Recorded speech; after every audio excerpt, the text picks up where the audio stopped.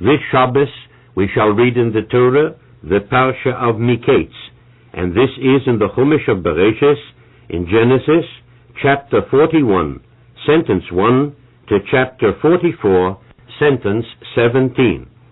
The Haftorah will be in Melochim Aleph in Kings 1, chapter 3.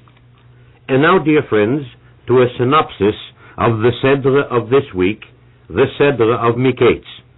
The Torah begins with the famous dream of Paro, of the 7 cows and the 7 stalks of wheat, and his desire for a proper interpretation of this dream finally brings about the liberation of Yosef from prison through the medium of the butler of Paro, who brings to the attention of the king, after the failure of all Egyptian wise men to explain the meaning of the dream, that a slave Yosef was successful in interpreting to him, the butler, his dream properly.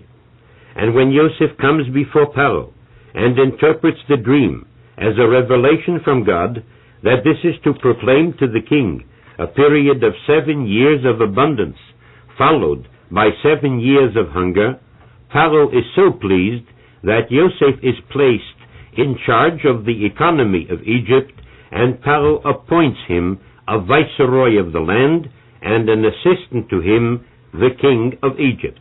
Yosef is 30 years old when he assumes leadership in the land of Egypt, and the 7 years of abundance begin. During this time, Yosef rigidly enforces all the plans for the preservation and conservation of food for the coming 7 years of famine. We are told how he marries Osnas, the daughter of Potipherah, and is blessed with 2 sons, Menashe and Ephraim. When the years of hunger begin, all the inhabitants of all the surrounding lands come to purchase food in Egypt, and amongst them there descend to Egypt from the land of Canaan, later the land of Israel, the 10 brothers of Yosef. From the registry, at the point of entry, Yosef learns of their presence and has them brought before him. He recognizes them, but they do not recognize him. At first, Yosef accuses them of coming to spy in the land of Egypt, and in defending themselves, they reveal their life story in order to substantiate their honesty. Yosef then uses these very statements to demand that they bring their brother Binyamin, and he sends them home, and in each one's food pack he inserts the sum of money that was paid for the food purchased. When they come to an inn, they find, on opening their packs, that the money has been returned. They are terror-stricken. They finally reach home, convey to Yaakov their father the demands of Yosef, and Yaakov tells them to wait until the time comes that they have to descend to Egypt again. And when the pangs of hunger reach them, after they had already consumed the food from Egypt, Yaakov is compelled to agree that they return with Binyamin as Yosef requested. They are finally brought into the home of Yosef to a banquet, and when they leave to return home, Yosef has his goblet put into the pack of Binyamin his brother. Then he sends his house manager to bring him back with him, and also the indictment that he is a thief, and he must return as a slave because he stole the goblet. When Yehuda intervenes to demand that he, Yehuda, should be instead of Binyamin, Yosef answers that only the one who is guilty must suffer, and the others should return home to their father. As we study the words of the conversation between Yosef and his brothers, with the brilliant interpretation of our sages and rabbinical leaders throughout the generations, we are amazed at the profound psychology and intense emotion expressed by these great people. We suddenly see how truly great giants in stature conduct themselves under the most terrible strain of keeping their equilibrium, because they were fully attacked by the verbal convincing words of the mighty viceroy of Egypt, Yosef, and how Yosef himself, in his universally accepted greatness as the almost imperial head of Egypt, breaks down in a secluded chamber and weeps when he has to speak harshly to his brothers. This is a far cry indeed from anyone else who remembers a wrong done to him and waits for 22 years to hear others admit this, that they had wronged him. And yet Yosef weeps because he feels that he has brought a feeling of remorse unto his own brothers. Even in the examination and cross-examination by Yosef of his brothers, in accordance with the interpretation of our sages, we find remarkable brilliance of mind that becomes food for thought even in this generation in which we live.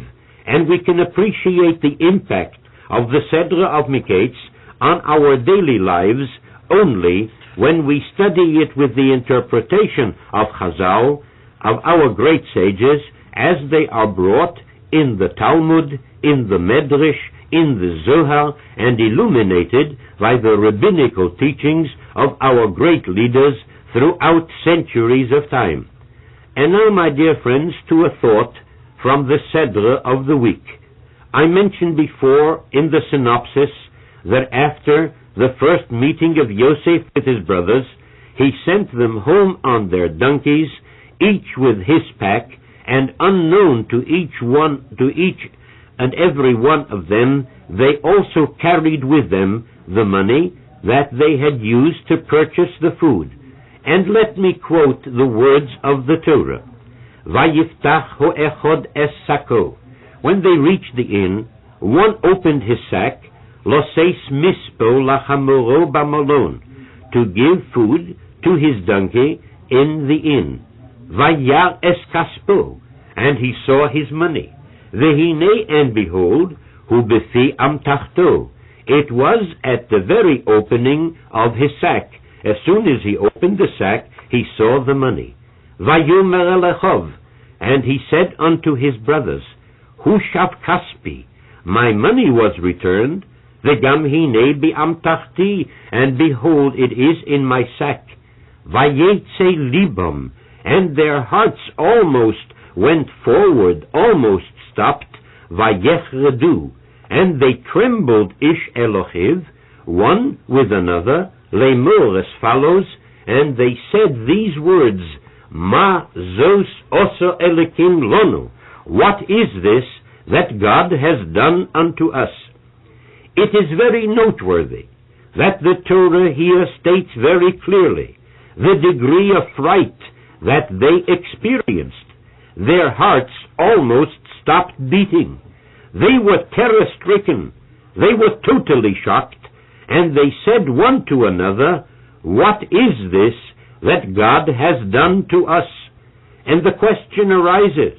Torah is eternal and speaks to every generation.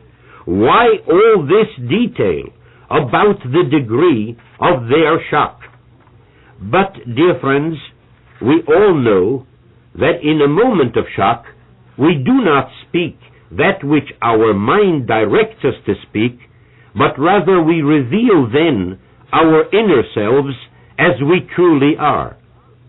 There are people who, when they suffer a shock through disappointment, will curse and fume and yell at everybody and at everything.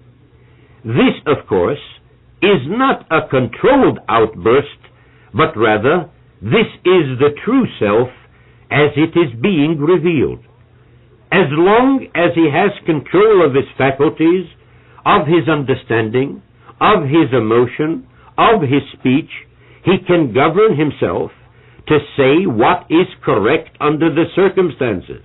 However, when control is lost through a sudden shock, then the vociferations are those which express his true self. The Torah, by telling us the degree of the fright of the children of Yaakov, and in this case, they reached almost the peak of shock, reveals to us the true greatness of these heads of the tribes of Israel, the Torah proceeds to state, "Do you know what they said one to another in this moment?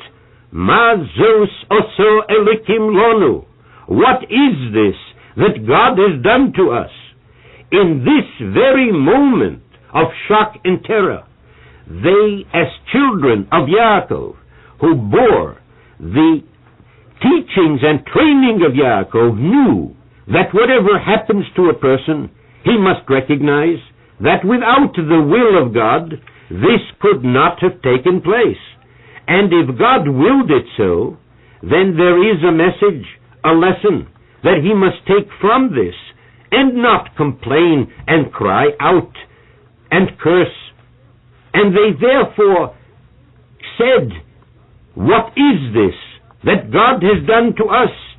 They do not ask, "Why is it?" but "What is it?"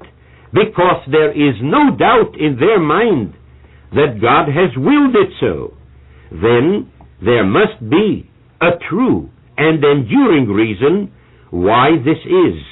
And therefore, they do not ask, "Why is this?" but they do say, "What is this?" Meaning, what do we have to learn from this that we can apply to our daily conduct?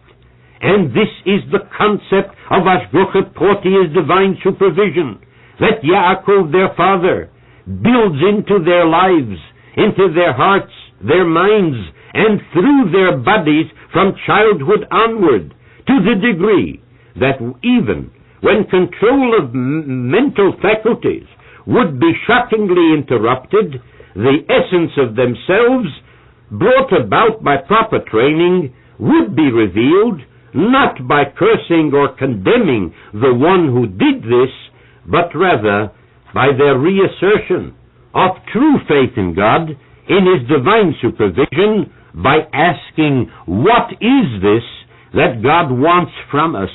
What message does this bring to us in our moment of trial?" And my dear friends, this should be a matter of consideration on the part of parents who train their children. No one grumbles when